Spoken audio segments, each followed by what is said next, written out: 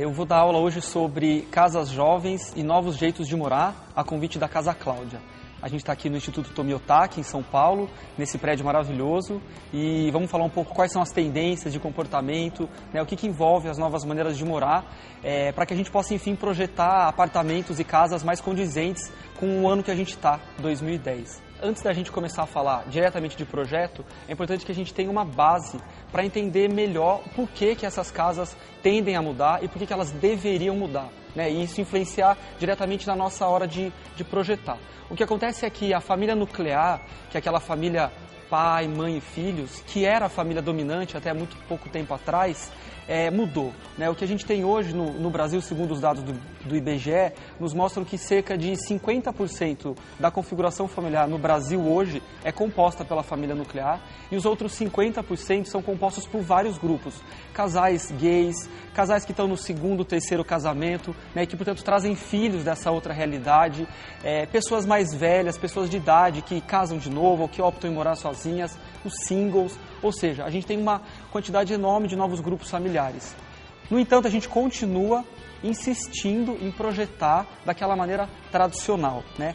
Social, íntimo e serviços, né? Ou seja, aquela residência tripartida, né? Da mesma maneira lá que os clássicos parisienses faziam no século XIX. Então, acho que cabe uma reflexão dentro dessa aula que é de que maneira a gente poderia projetar essa nova casa, esse novo lar, uma vez que a gente tem novos grupos familiares e novas tendências de comportamento. Uma delas, sem dúvida nenhuma, é a questão do culto ao corpo. Nunca na nossa história recente esse foi um tema tão explorado. Parece que o homem nunca se olhou tanto para o espelho. Um outro item muito importante é essa noção de identidade e de customização, né? Parece que os nossos clientes cada vez mais querem se sentir exclusivos, querem se sentir únicos, né? Se a gente quiser falar de casa do futuro, tendências do habitat, é falar sobre sustentabilidade.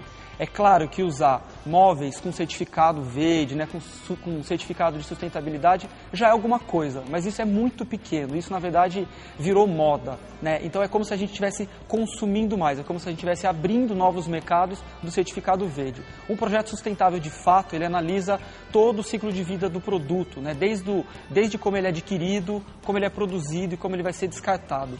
Eu também acho que é muito mais interessante falar de atitudes sustentáveis, né? Então, se a gente vai falar de projeto, a gente tem que falar de atitudes sustentáveis. Eu acho que um bom exemplo dentro desse quesito é a ideia também de reuso, né? Eu acho particularmente super interessante vasculhar galpão, vasculhar depósito, ir ali para o Minhocão em São Paulo, buscar dentro das lojas aquele móvelzinho que está jogado num canto, né? E por que não cortar esse móvel no meio, rejuntar, né? Hibridar ele, né? Misturar ele com outros móveis, dar uma cara nova para ele.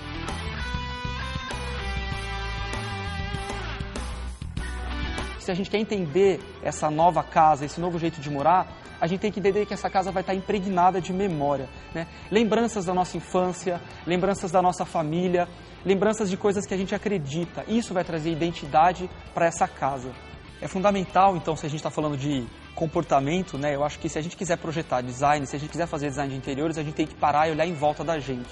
Eu acredito seriamente que esse design do futuro, né, esse design, na verdade, de hoje, ele vai incorporar cada vez mais o que a gente chama de estética do improviso, né? Seria uma estética mais honesta, uma estética mais franca.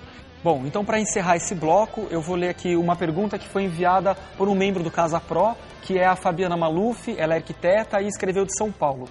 Ela me perguntou, o que conseguimos propor de clássico e elegante nesse novo jeito de morar, se tivéssemos como clientes um casal na faixa de 60 anos? Eu achei fantástica essa pergunta porque o que a gente está falando aqui é de comportamento, né? E o comportamento mudou não foi só para os jovens, o comportamento mudou para todos. Então, esse casal de 60, 70, 80, 100, 150 anos, ele também se comporta de uma maneira diferente, né? Então, acho que falar de terceira idade, na verdade, é falar de jovem. É um jovem de 60 anos.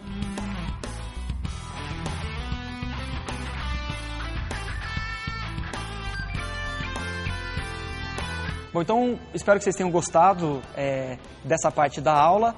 Eu queria fechar essa aula com outro exemplo de uma peça que eu produzi que custou realmente muito barato e que eu tenho usado em alguns projetos e os clientes têm gostado muito. É um barril de gasolina de 200 litros que eu comprei a R$ 25, cortei ele no meio, coloquei o sifão dentro dele, né, fechei ele com uma presilha e dentro dele eu coloquei um espelho, né, e aí eu chamo essa peça de Narciso, cuidado para não se molhar. Então, na verdade, é um exemplo banal, mas que mostra que em volta da gente tem uma série de coisas que estão ali, jogadas. Vamos dar um uso novo para elas, que essa casa vai ficar muito mais interessante e tenho certeza que os clientes vão adorar.